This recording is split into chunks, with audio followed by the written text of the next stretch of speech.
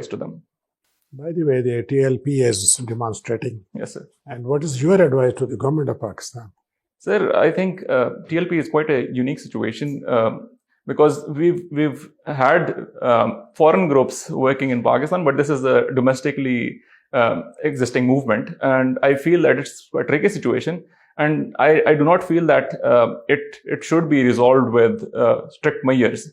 I understand that the reason I do not believe that it should be resolved with such strict measures is that the sentiments that are involved are religious, and Barielvi sect, being one of the largest sects in Pakistan, identifies with that movement. So I feel for the government, I would say, and that's what they are doing right now, is to take a multifaceted approach, bring in Allama, bring in politicians to negotiate, and get to a point where mutual interests are explored.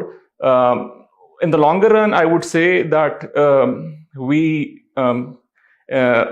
work towards including this particular group in the governance system, so that they not only have the voice at platforms where they need to be, and the reason for and it diminishes the reason for them to be at the street.